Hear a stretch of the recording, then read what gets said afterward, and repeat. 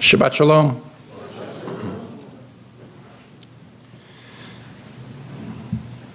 This Shabbat, we read about special sacrifices from the book of Vayikra, which began last week. The sacrificial system is an aspect of Judaism with which we, as Jews living today, have no personal familiarity. And yet, it exists all around us. The sacrificial system informs our very Jewish identity. Our prayer services reflect the sacrificial offering times. The Musaf service is added when we used to offer an additional sacrifice. Much of our Jewish tradition is an attempt to maintain a relationship with a system none of us in this room or even in the world today know directly. This relationship between contemporary Jews and the sacrificial system that we don't know firsthand but influences us such a great deal reflects my relationship with my Papa Nathan Zellman, a man I never had the honor of meeting, but a person so much reflected in who I am that I have the honor and the responsibility of carrying his name. Today is Papa Nathan's yurtzeit, and I feel his life is all around me. Orphaned as a child, his life took the form of a journey, and he sought a trade, gained knowledge, learned languages, and raised a loving family. I believe I've told this story from the Bima before, but after surviving the Shoah, Papa Nathan was told that his wife and daughter from before the war had been murdered in the Shoah. He remarried my Grandma Faye, and they had my Aunt Helene in a displaced persons camp in Germany. All ready to embark on their journey to America, his daughter Luba, from before the war, arrived at the camp. And she told him that she had no interest in going with him and my Grandma Faye to America. Her life pointed to Israel, to a struggle in which she understood she should participate.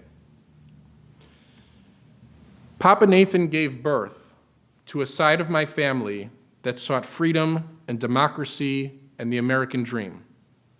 And he gave birth to a side of my family with a Zionist outlook, a willingness to struggle and fight for the Jewish people, the Jewish homeland, and the Jewish state.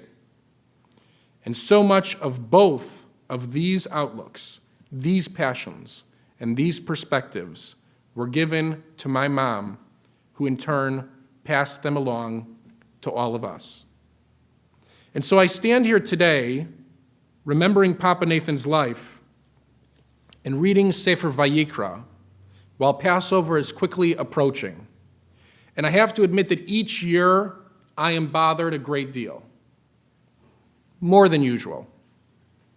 I'm bothered because the confluence of Vayikra and the sacrificial system and the theme of oppression and freedom, Passover and Yom HaShoah, all bubble over this time of year when I hear the word Holocaust. How does the word Holocaust relate to Vayikra, Papa Nathan, and the Jewish narrative? The word Holocaust comes to us from the Greek word holo, or whole, and kostos, or burnt. The word Holocaust is derived from the Greek translation of this very sacrificial system in the book of Leviticus that we read today, Sefer Vayikra.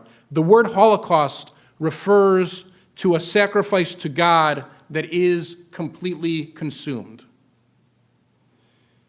Let me be clear.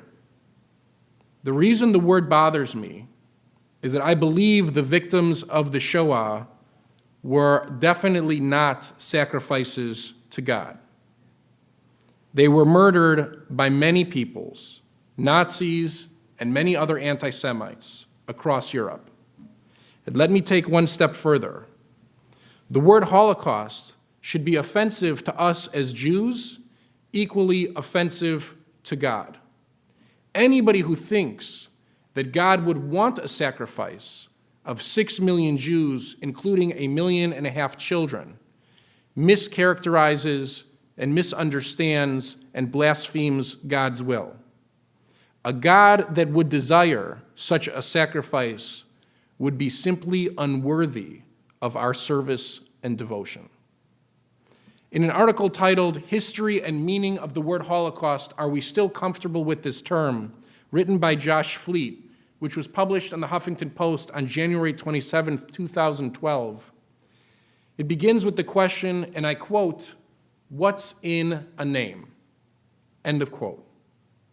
Later in the article, Fleet notes that the word Shoah, the Hebrew word for catastrophe, is the name Yad Vashem advocates using, and the word Shoah is now used throughout Israel alone.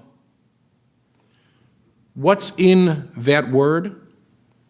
In that name of the events that enwrap the massacre of the Jewish people in Europe by their neighbors? Everything. In the greatest irony, Papa Nathan came to this country seeking freedom, but it's only his grandchildren and great-grandchildren in Israel who grew up with the freedom to appropriately name the events in his life. As Passover quickly approaches, we must consider our Jewish identity here in America and reflect on what our freedom means. From the beginning of our modern story of oppression, others have tried to shade the events of the Shoah for us, to influence our understanding of how the events unfolded and impact the world, to lobby us for empathy, even for forgiveness. From the obvious players of Germany and the European nations, to the less obvious of the United States government, to the Catholic Church, to the Polish government today as we speak, it is impossible to justify their behavior, both action and inaction alike, during the Shoah. And in the word Holocaust, we reinforce a bizarre theology, an acceptance of the very Greek culture our ancestors, the Maccabees, fought off. If we're truly free, then we should be free enough to reject words given to us to describe our own story, even words that seem stuck to institutions like the United States Holocaust Museum. In this season, this week, if we're truly seeking freedom and wisdom as B'nai Chorim, like Papa Nathan did in his life, let's teach our children to stand proudly as Jews and use the names that our own tradition gives us to use. Our tradition gives us the word Shoah, not Holocaust. For there was no sacrifice of Jews in Europe. They were murdered. There was no altar, no tabernacle, no Holy of Holies. They died in gas chambers and forests and in the streets. There was nothing holy or sanctified about any part of the story. What's in a name? For Jews, everything. For the name Natan, from Nathan Zellman, has informed this Natan how to walk in the world and realize in my adulthood that some concepts and words I learned as a child no longer reflect my values, our values, the Torah's values. And carrying his name demands that I carry his courage, his wisdom, his journey, and his life with me at all times. There is a bond between me and my grandfather, Papa Nathan, two people who never shook hands, and yet my very fingerprint, my soul echoes his. The Hebrew word for sacrifice, in case you are wondering, is korban, from karov, or closeness. We offered sacrifices in the temple to be close to God, to continue to build our relationship with God.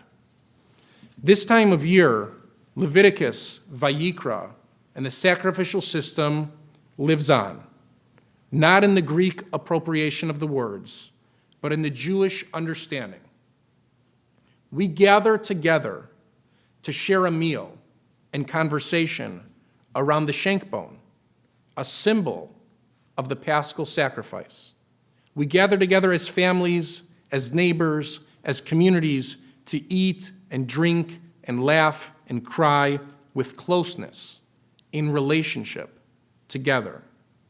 We want to draw close to those around the table and those no longer around the table, because we have an obligation to all the names that we've lost before us, to rename and renew their lives' work, to keep the Jewish people close, to keep us striving toward a day when all Jews are free, when all peoples are free, free to think and express ourselves and our experiences the way that we understand them. Lahagid, to tell our own story in our own words. And for me, this all starts with standing in shul and reciting Mourner's Kaddish today and thinking about Papa on his yahrzeit. May the memory of Papa Nathan, Natan ben Shalom, continue to be a blessing to our family, inspire this community, and inform Jewish people all around the world. And let us all say, Amen.